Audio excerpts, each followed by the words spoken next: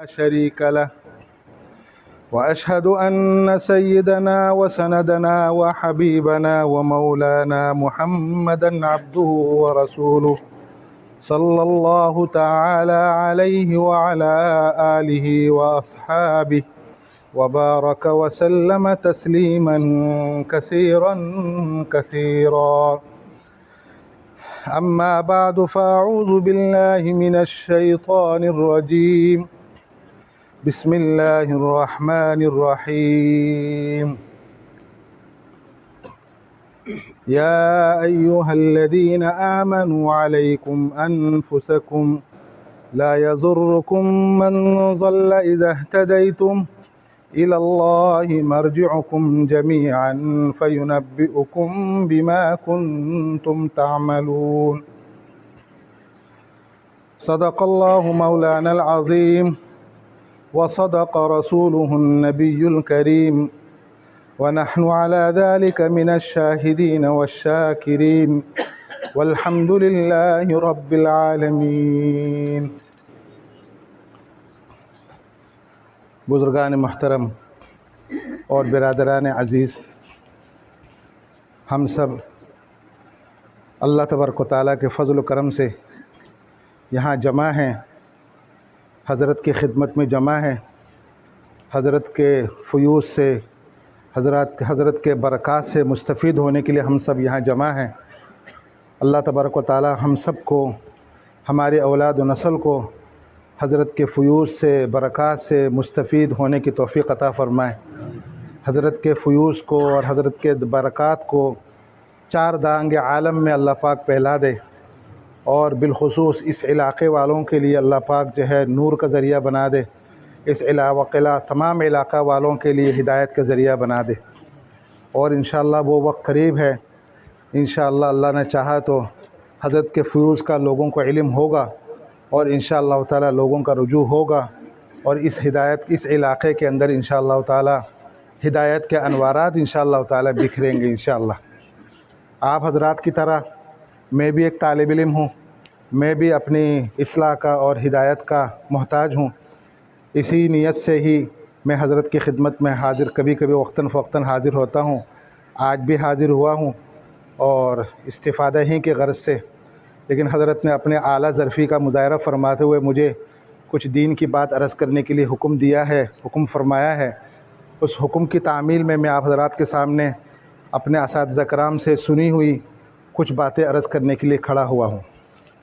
ورنہ تو حضرت کے موجودگی میں کچھ بات کرنا جرأت ہی ہے، لیکن یہ بھی ہمارے دین نے ہمیں تعلیم دی ہے.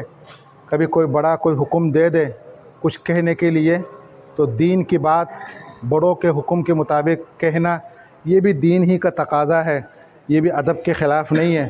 ایسے موقع پر پھر انکار کرنا بے ادبی شمار ہوتا.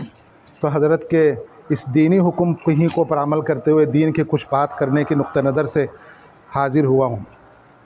اور ایک پیش نظر یہ بھی ہے، اس وجہ سے بھی کھڑا ہو گیا ہوں آپ حضرات کے سامنے، کہ جو اساتذہ سے جو سنی جو بات ہیں، اساتذہ سے سنا ہوا جو سبق ہے، جو اساتذہ نے ہمیں سبق دیا ہے، وہ ان حضرات کے سامنے ہم سنا دیں تاکہ سبق پکا ہو جائے.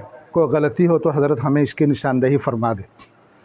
اللہ تبارک و تعالیٰ نے اپنے فضل و کرم سے، محض اپنے فضل و کرم سے ہم سب کو یہاں جمع فرمایا ہے.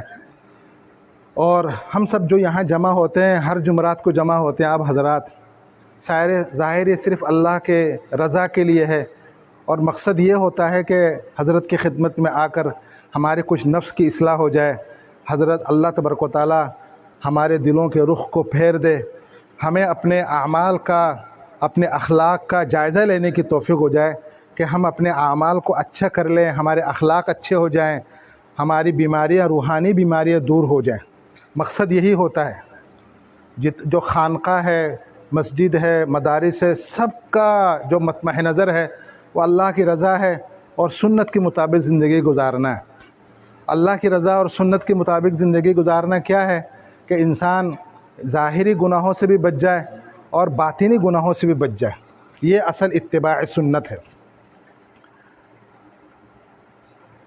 میڈیکل میں ڈاکٹری اصول ہے، اسلامی ڈاکٹری اصول ہے کہ انسان صحت مند، جو ظاہری جو صحت رہے گا نہیں جی انسان، اس کے لیے 3 اصول ہیں.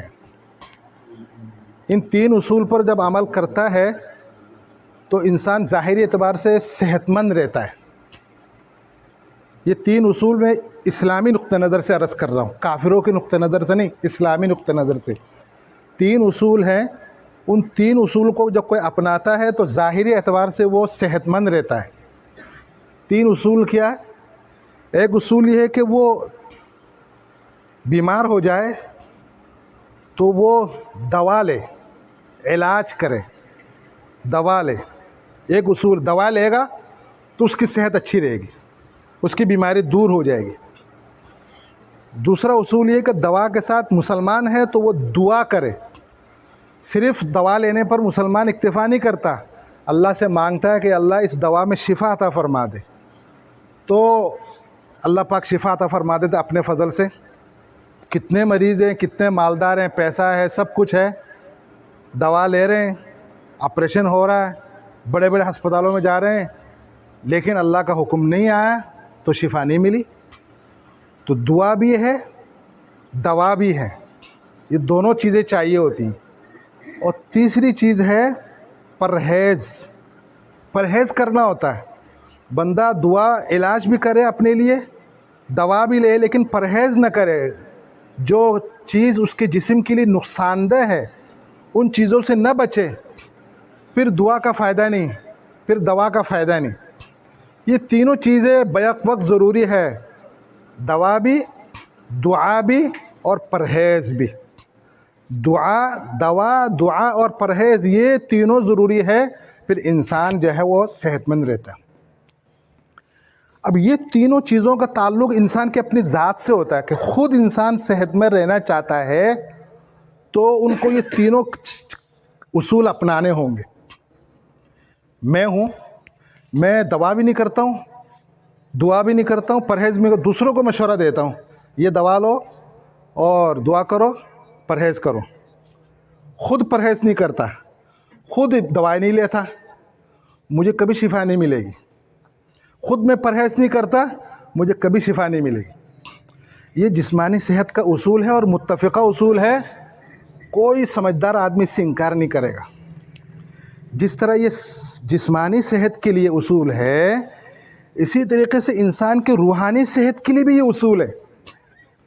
انسان کے روحانی صحت کے لیے بھی یہ اصول ہے کہ ہم روحانی طور پر ٹھیک ہوں، ہمارے اندر اللہ کے دل میں، ہمارے دل میں اللہ کی محبت ہو، مخلوق خدا کی محبت ہو، سنت کے مطابق عمل کرنے کا جذبہ موجود ہو. یہ سب ہوگا تو مطلب کہ روحانی صحت ہے. نماز پڑھنے کا جی نہیں چاہ رہا، اللہ کی محبت دل میں نہیں ہے تو روحانی بیماری ہے. اب روحانی بیماری کے لیے کیا علاج کرنا ہے؟ سب سے پہلے یہی ہوگا کہ ہمیں علاج، دوا لینی ہے. دوا لینی ہے. دوا کیا لینی ہے؟ دوا لینے کے بزرگوں کی خدمت میں حاضر ہونا ہے. فکر کرنا ہے کہ مجھے کون سی، جس طرح میرے پیٹ میں درد ہوگا تو میں سر تو دیوار میں نہیں ماروں گا، یہ فکر کروں گا نا کہ اس پیٹ کو، درد کو دور کرنے کے لیے مجھے کون سے ٹیبلٹ لینا ہے. مجھے نماز کا شوق پیدا نہیں ہو رہا، اس کے لیے مجھے کیا کرنا ہے، یہ فکر پیدا کرنا ہے، یہ دوا لینا ہے. بزرگوں کی خدمت میں آنا ہے، مسئلہ معلوم کرنا ہے، اس کے فضائل کو دیکھنا ہے، نماز نہ پڑھنے پر گناہ کیا اس کو دیکھنا ہے، یہ دوا لینا ہے. اور اللہ تبارک و تعالیٰ سے دعا کرنے کے، اللہ میرے نماز میں دل لگا دے، میرے دل میں دین کی محبت پیدا کر دے، علماء صلحاء کی محبت پیدا کر دے، اللہ والوں کی میرے لیے دل میں محبت پیدا کر دے، اور یا اللہ سنت کی میرے دل میں محبت پیدا کر دے. کیونکہ جب جس سے محبت پیدا ہو جاتی ہے نا، جس سے محبت پیدا ہو جاتی ہے دنیا میں، اس کا تھوک بھی شہد لگتا ہے. جب انسان کو اللہ والوں سے محبت پیدا ہو جائے، اللہ کے رسول سے، اللہ سے اور اللہ کے رسول سے محبت پیدا ہو جائے، کڑکتی دھوپ کے اندر بھی اس کو ظہر کی نماز مشکل نہیں لگے گا، سخت سردی میں بھی اس کو فجر کی نماز پڑھ کے مزہ آئے گا، کمبلتے نکلتے اس کو تکلیف نہیں ہوگی.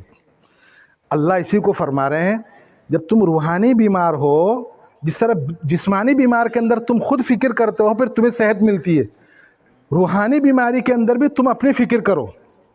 اللہ پاک نے اس کو قرآن کریم میں اس آیت کے اندر بیان فرمایا جو میں نے تلاوت کی، یا ایھا الذین آمنوا علیکم انفسکم، اے ایمان والو تم اپنی خبر لو، اپنی فکر کرو کہ میں کتنے شریعت کے مطابق عمل کرتا ہوں، میری نماز میں پڑھتا ہوں نماز یا نہیں پڑھتا۔ اگر نماز نہیں پڑھتے تو خدا نخواستہ ہے بہت ہی خطرناک بات ہے۔ اگر نماز پڑھتا ہوں تو پھر یہ دیکھنا ہے کہ نماز میری سنت کے مطابق اور اللہ کے رسول کی بتلائے ہوئے تعلیمات کے مطابق ہے، نہیں اس کی فکر کرنی۔ مال ہے تو روزہ، مال ہے تو زکوٰۃ ادا کرتا ہوں نہیں کرتا ہوں، رمضان آتا تو جو ہے وہ میں روزہ رکھتا ہوں نہیں رکھتا ہوں، یہ ہے دعا کرنا، دعا کرنا۔ اور ساتھ ساتھ اللہ تبارک و تعالیٰ سے دعا کرنے کی، اللہ مجھے ہدایت عطا فرما، میری نماز مجھے نماز کا شوق پیدا فرما، یہ جو میں نماز پڑھ رہا ہوں اس نماز کے وہ حضور والی نماز بنا دے، نماز ایسا پڑھوں کہ جیسا حضور اکرم صلی اللہ علیہ وسلم فرمایا کأنک ترا فإن لم تکن ترا فإنہ یراک، اس طرح نماز پڑھو گویا کہ تم اللہ کو دیکھ رہے ہو۔ یہ کیفیت نہیں پیدا ہو سکتی، کم از کم یہ تو پیدا کر لو کہ اللہ تم کو دیکھ رہا ہے، یہ کیفیت یا اللہ ہو جائے میرے اندر پیدا، اس کی جو ہے دعا کریں۔ تو سب سے پہلے اس کے اندر بھی اپنی اصلاح کے لیے بھی ضروری ہے دعا، روحانی اصلاح کے لیے بھی، اور روحانی اصلاح کے لیے بھی ضروری ہے دعا کے بعد دعا، اللہ سے دعا مانگنا، اور روحانی اصلاح کے لیے بھی ضروری ہے دعا کے بعد پرہیز، دعا بھی دعا بھی اور پرہیز بھی۔ پرہیز کیا؟ گناہوں سے پرہیز، غلط لوگوں کے صحبت نشست و برخاست سے، گیدرنگ سے پرہیز، بے حیائی سے پرہیز، اپنی آنکھوں کو اپنی زبان کو گناہوں سے بچانے کی پرہیز، یہ پرہیز کرنا، پھر روحانی اعتبار سے صحت ہوگی، روحانی اعتبار سے پھر صحت ہوگی۔ ایک آدمی جب صحت مند ہوتا ہے میرے بھائیوں میرے بزرگوں، اس کو تھوڑا سا بھی کھانا دینا تو اس کے جسم میں لگ جاتا ہے، تھوڑا سا بھی کھانا اس کے لیے مفید ہوتا ہے، صحت مند ہو تو ہے نہیں۔ ایک آدمی مریض ہو، آپ اس کو یہ دے دو وہ دے دو، وہ اس کو کوئی چیز اچھی نہیں لگتی، مریض ہے نا بیچارہ، اس کو کوئی چیز اچھی نہیں لگتی، اس کے جسم کو وہ چیز لگتی، وہ غذا اس کے جسم کو لگتی بھی نہیں ہے، بیمار ہے۔ جب بیمار آدمی ہوتا ہے تو اس کو کوئی غذا اچھی بھی نہیں لگتی، غذا اس کو جسم کو لگتی بھی نہیں، ہضم بھی نہیں ہوتا کیونکہ جسم خراب ہے۔ تو انسان اسی طریقے سے اگر روحانی طور پر مریض ہو، بیمار ہو، گناہ کرتا ہو، وہ کرتا ہو، پھر نماز بھی اس کو دل نہیں لگے گا، پھر تلاوت کرے گا بھی تو اس کو فائدہ نہیں ہوگا کیونکہ روحانی مریض ہے۔ جب بزرگوں کے صحبت میں بیٹھ کر اللہ سے مانگ کر جب اس کی روحانیت ٹھیک ہو جائے گی، دل میں اللہ کی محبت پیدا ہو جائے گی، تھوڑی سی بھی تلاوت کرے گا تو اتنا ثواب ملے گا، اخلاص کے ساتھ کر، تھوڑا سا بھی 2 رکعت بھی پڑھے گا تو اس سے اس کی کائنات تبدیل ہو جائے گی۔ اسی وجہ سے تو حضرات صحابہ کرام کے بارے میں آتا ہے، حضرات صحابہ کرام کا تو چھوٹا سا ایک معمولی سے مقدار بھی صدقہ کرتے احد کے برابر ان کو ثواب ملتا ہے، کیونکہ ان کی صحت اچھی تھی روحانی اعتبار سے، چھوٹا بھی کام کر رہا ہے ان کو پورا پورا ثواب مل رہا ہے۔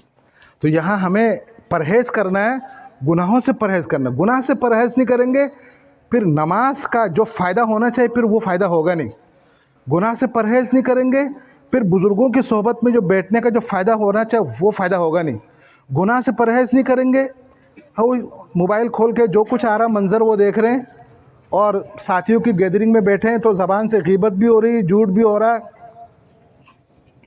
یہ سب کچھ چل رہا ہے، تو پھر نماز کریں گے یا یہ ہے کہ ہم ذکر کریں گے، اس کا ذکر کا جو فائدہ ہونا چاہیے، نماز کا جو فائدہ ہونا چاہیے وہ نہیں ہوگا۔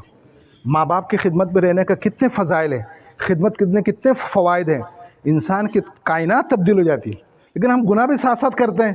ماں باپ کی خدمت میں رہنے کے باوجود، اساتذہ کی خدمت میں رہنے کے باوجود، بزرگوں کی خدمت کے باوجود وہ فائدہ ہوتا کیوں نہیں؟ اس وجہ سے ہم نے وہاں سے گناہ بھی کر رہے ہیں، پرہیز نہیں کر رہے نا، پھر دوا فائدہ نہیں دے رہا، پرہیز بھی کرنا ہے۔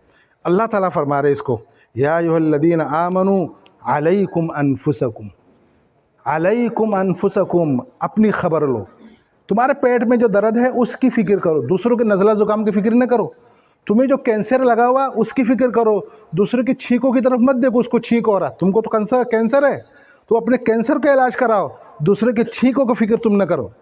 علیکم انفسکم، علیکم انفسکم، اے ایمان والو اپنی خبر لو، اپنی خبر لو۔ یہ اس وجہ سے عرض کر رہا ہوں کہ ہماری کوئی بھی مجلس لے لیں، بس تھوڑی دیر کے میں سیاسی باتیں شروع ہو جاتی ہیں، ادھر کی بات ادھر کی بات ادھر کی بات ادھر کی بات ہے نا جی. سوائے گناہ کے اور کچھ نہیں ہوتا. آپ ہر ایک آدمی کو دیکھ لیں, ہر ایک مہنگائی کو برا کہتا ہے. شیطان نے ہم کو کتنا چالاکی سے مہنگائی کے تبصرے پر لگا دیا. میں کہہ رہا ہوں کہ جو ہے وہ پیٹرول جو ہے وہ 250 روپے ہو گیا. پیٹرول بھروا بھی رہا ہوں اور 250 روپے کہہ کر جو ہے برائی بھی بیان کر رہا ہوں مہنگائی کہہ کر. ایک رخ کو دیکھ رہا ہے مہنگائی کو. شیطان نے دوسرے رخ سے ہمارا نظر پھیر. دوسرا رخ کیا؟ چلے 250 روپے ہو گیا, 300 روپے ہو گیا, لیکن اللہ پاک نے 250 روپے 300 روپے پیٹرول خریدنے کی توفیق بھی تو دی ہے, پیسہ بھی تو دیا, وہ بھی تو نعمت ہے, اس کی طرف نظر کرنی چاہیے. مہنگائی کہنے سے کچھ نہیں ہوگا, لیکن جو اللہ پاک نے توفیق دی اس پر شکر ادا کرنے سے آپ کا مقام بڑھے گا. مہنگائی کہنے سے کچھ نہیں ہوگا, تبصرہ کرنے سے کچھ نہیں ہوگا. جو اللہ کی نعمتوں کو دیکھنے سے آپ کا مقام بڑھے گا. اسی کو رسول اللہ صلی اللہ علیہ وسلم نے ایک حدیث شریف میں فرمایا, من قال هلك الناس, من قال هلك الناس, جو آدمی یہ باتیں بناتا ہے, یہ تبصرے کرتا ہے, ارے زمانہ تو بڑا خراب ہے, لوگ خراب ہے, او فلاں آدمی وہ نہیں کرتا, فلاں آدمی یہ نہیں کرتا, لوگ خراب ہو گئے, برباد ہو گئے. من قال هلك الناس, یہ جو بات کر رہا ہے ایسے تبصرہ کر رہا ہے, گیدرنگ میں باتیں کر رہا ہے, اس کو کوئی تڑپ نہیں ہے کہ ہلاک ہو گیا تو اس کو یہ رات دن اس کا نیند خراب ہو گئی, یہ اس کی ہدایت کے لیے دعا کر رہا ہے, اس کے خاطر وہ اس کے گھر میں تبلیغ کر رہا ہے, جا کر دعوت کر رہا ہے. نہیں, اس طرح نہیں, بیٹھ کر بس باتیں بنا رہا ہے. من قال هلك الناس, آپ صلی اللہ علیہ وسلم فرماتے ہیں فهو اهلكهم, جو یہ بات کہہ رہا ہے وہ زیادہ تباہی میں, وہ زیادہ خرابی میں, کہ وہ باتیں بنا رہا ہے. صرف خراب کہنے سے ٹھیک نہیں ہو جائے گا. ایک جگہ اندھیرا ہے, ظلمت ہے, تو ظلمت میں آپ جا کر, ہم وہاں جا کر اگر شور شرابہ کریں گے, کیا ظلمت دور ہو جائے گی کیا؟ جتنے گناہ ہیں, جتنے سنت کے خلاف کام ہیں, جتنے لوگ اللہ کے راستے سے ہٹے ہیں, سب ظلمت ہے. ظلمت کو دور کرنے کا راستہ تبصرہ نہیں ہے, باتیں نہیں ہیں, فکر ہے. فکر کیسے ہوگی؟ کمرہ کے اندر لائٹ بند ہے, بالکل اندھیرا ہے, اہتمام سے کمرے کے اندر جائیں گے, خاموشی سے بٹن کو آن کر دیں گے, روشنی ہو جائے گی. ظلمت ہے اپنے دل میں, معاشرے میں, گھر میں, بیوی بچوں میں, وہاں کیا کرنا ہے؟ خاموشی کے ساتھ سنت کے مطابق زندگی گزارو. خاموشی کے ساتھ ہر کام کو سنت کے مطابق کرنے کی کوشش کرو. کھانا بھی سنت کے مطابق کھاؤ, بولنا چلنا بھی سنت کے مطابق ہو, سونا بھی سنت کے مطابق ہو, دوستوں سے ملنا بھی سنت کے مطابق ہو. خود بخود گھر کے اندر جو ہے روشنی آ جائے گی. جتنی روشنی آتی جائے گی ظلمت دور ہوتی جائے گی. ہم کمرے کے اندر جا کر شور شرابہ کریں, یہاں لائٹ کیوں نہیں ہے, ایسا کیوں نہیں, ایسا کیوں نہیں, باتیں کریں, اس سے خود بخود ظلمت دور, اندھیرا دور نہیں ہوگا. اللہ تعالیٰ اسی کو فرما رہے علیکم انفسکم. رسول اللہ صلی اللہ علیہ وسلم نے اسی کی تعلیم, اسی کی طرف فرما رہے من قال هلك الناس فهو اهلكهم.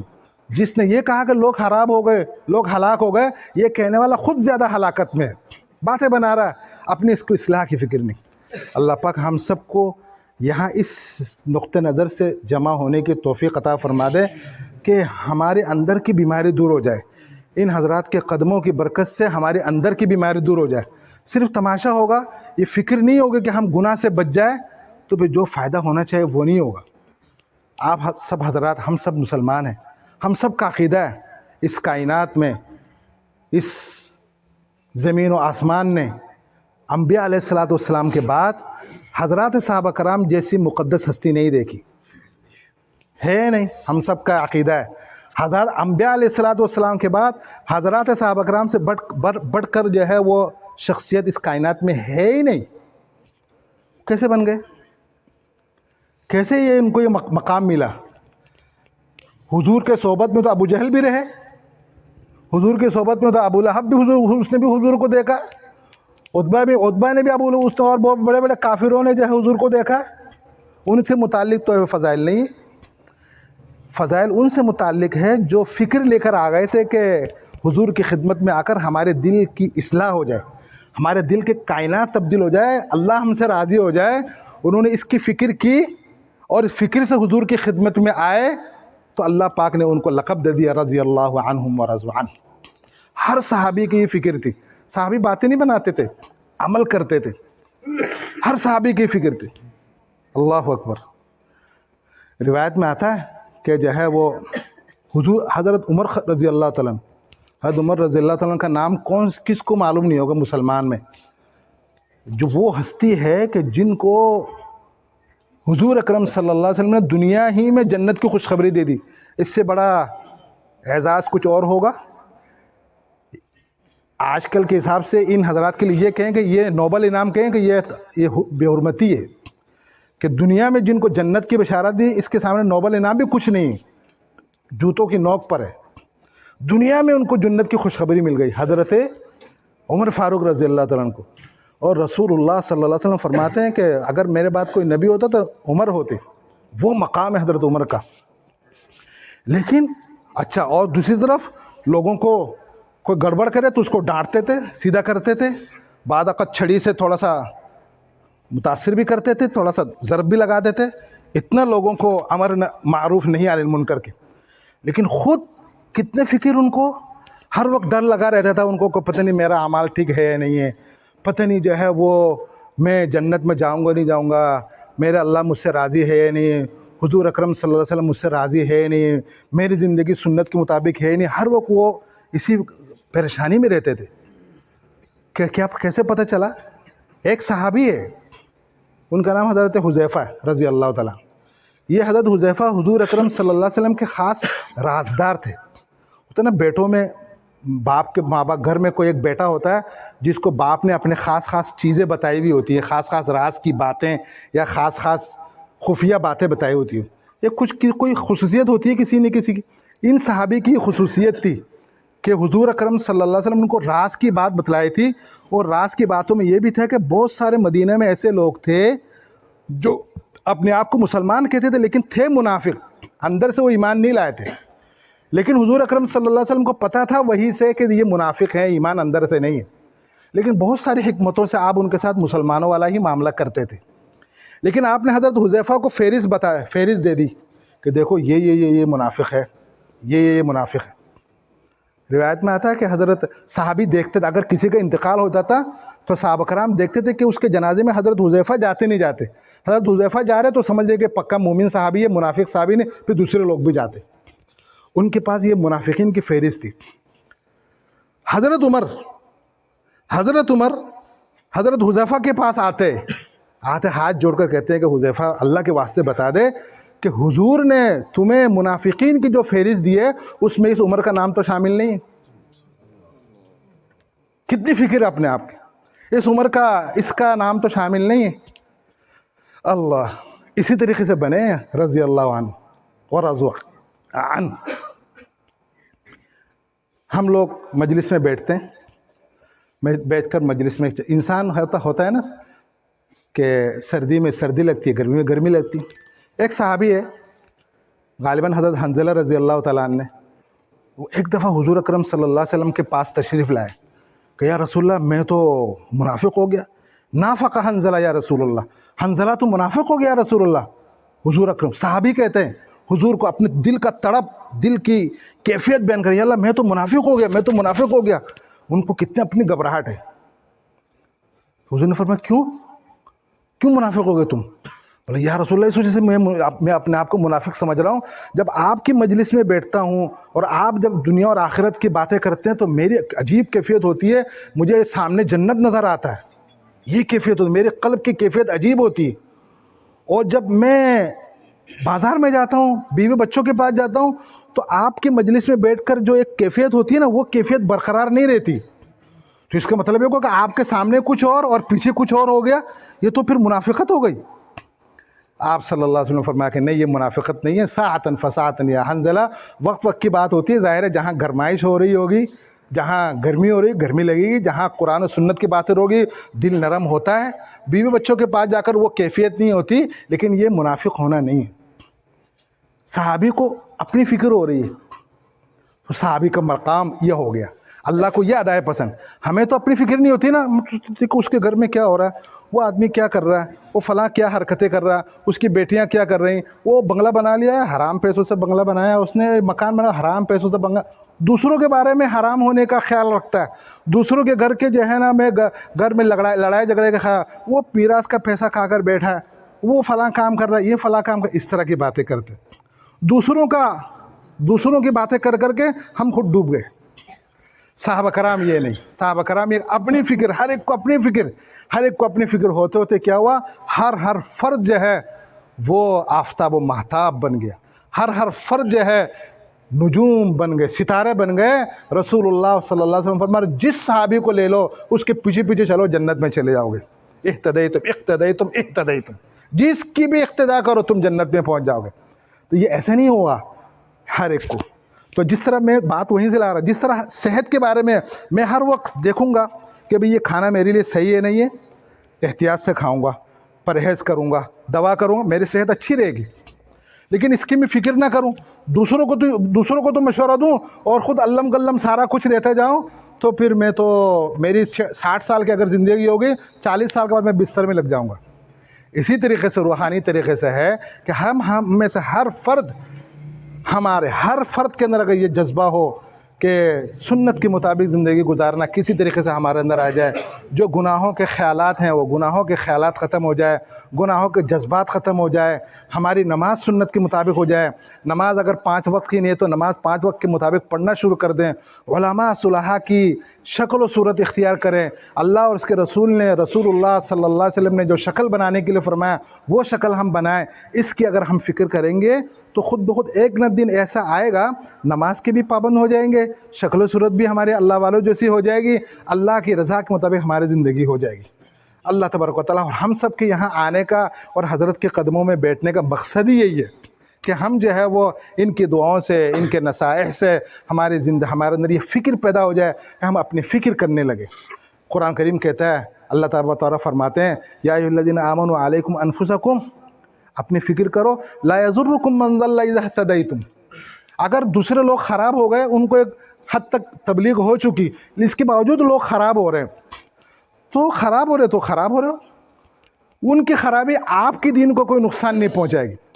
آپ کے لیے نقصان دہ اس وقت ہے جب آپ اپنی فکر نہیں کر کے دوسروں کو مشورہ دیتے رہو گے، دوسروں پر تبصرہ کرتے رہو گے، اس وقت آپ کے لیے تباہی و بربادی ہے، کیونکہ آپ نے خود اپنی فکر نہیں کی۔ لا یضرکم من ضل اذا اہتدیتم الی اللہ مرجعکم جمیعا، سب کو اللہ کی طرف لوٹ کر آنا ہے، سب اللہ کی طرف لوٹ کر جائیں گے، وہاں اللہ پاک سب جو ہے پھر دودھ کا دودھ پانی کا پانی اللہ پاک کر دیں گے، صاف بتا دیں گے کہ کون صحیح راستے پر کون تبصرے کرتا تھا، کس کو اپنی فکر تھی، وہاں سب کچھ پتہ چل جائے گا۔ الی اللہ مرجعکم جمیعا فینبئکم بما کنتم تعملون، اللہ پاک سب کچھ بتا دیں گے۔ اللہ پاک ہمیں حضرت کے یہ قدموں میں آنے کے طفیل سے یہ فکر ہمارے اندر پیدا فرما دے کہ ہمارے پوری زندگی سنت کے مطابق ہو جائے اور ہمارے سارے اعمال سنت کے مطابق ہو جائے، ہم اپنا روحانی علاج بھی کریں، گناہوں سے بچے بھی۔ ہمارے استاد ہیں، کچھ عرصہ پہلے ایک بیان میں انہوں نے اتنی اچھی مثال دی، وہ ہمارے کہتے تھے کہ دیکھو بھائیوں کہ ہم لوگ کچھ نہ کچھ نیک کام کر لیں اور گناہوں سے نہ بچیں۔ یہ ایسا ہی ہے جیسے ایک آدمی جو ہے نا وہ کمرے میں اے سی لگاتا ہے، اے سی لگاتا ہے ٹھنڈک حاصل کرنے کے لیے۔ کتنا اے سی ہے، اے سی تو لاکھ کے قریب ہے، ایک کمرے میں اس نے اے سی لگایا۔ یہاں ایک کسی چھوٹے بچے سے بھی پوچھیں اے سی لگایا تو اس اے سی کو جب اے سی آن کریں گے کمرے کو ٹھنڈک کرنے کے لیے، یا گاڑی کے اندر آپ اے سی آن کریں گے، کسی بھی چھوٹے سے بچے سے پوچھیں تو وہ کمرہ کی ٹھنڈک کب پیدا ہوگی، وہ کولنگ کمرہ کب ٹھنڈا ہوگا؟ صرف اے سی چالو کرنے سے کمرہ ٹھنڈا ہو جائے گا؟ کسی بھی چھوٹے بچے سے پوچھے وہ جواب دے گا نہیں، اس کے لیے انکل آپ کو کھڑکیاں بھی بند کرنی ہوگی، کھڑکی اور دروازے بند کرنے ہوں گے، پھر اے سی اپنا کام کرے گی، پھر ٹھنڈک آئے گی، ورنہ تو اے سی چالو کرنے کا کوئی فائدہ نہیں ہوگا۔ بڑے آپ 10 لاکھ روپے والا اے سی لگا لو، کیونکہ ہر طرف سے گرم ہوائیں آ رہی ہیں، اے سی کا کوئی فائدہ نہیں ہوگا۔ ہمارے استاد فرما رہے تھے کہ بھائیو اسی طریقے سے ہم کچھ نماز پڑھ لیں، کچھ تسبیحات بھی کر لیں، لیکن ہمارے گناہوں کی کھڑکی کھلی ہوئی ہو، گناہوں کی کھڑکی کھلی ہو، آنکھوں کی کھڑکی کھلی ہوئی ہو، زبان کی کھڑکی کھلی ہوئی ہو، خواہشات کی کھڑکی کھلی ہوئی ہو، گناہوں کی کھڑکی کھلی ہو، گناہوں کی گرم ہوائیں جہنم کی آ رہی ہو، تو پھر ہمیں جو ہے تھوڑی بہت ہم جو ذکر کریں گے اس کا جو فائدہ ہونا چاہیے وہ فائدہ نہیں ہوگا، ہمیں نہیں ہوگا، ہماری اولاد و نسل کو نہیں ہوگا، اس کا فائدہ نہیں ہوگا۔ اگر ہم چاہتے ہیں ہمیں نمازوں کا صحیح فائدہ ہو، ہماری باتوں کا صحیح فائدہ ہو، تو پھر ہم گناہوں سے بھی بچیں، ظلم و ستم سے بچیں، نافرمانی سے بچیں۔ اللہ تبارک و تعالی ہمیں جو ہے وہ سنت کے مطابق زندگی گزارنے کی توفیق عطا فرما دے، ہمیں ان بزرگوں کی قدر کرنے کی توفیق عطا فرما دے، ان سے خوب استفادہ کرنے کی توفیق عطا فرما دے۔ وآخر دعوانا ان الحمد للہ رب العالمین۔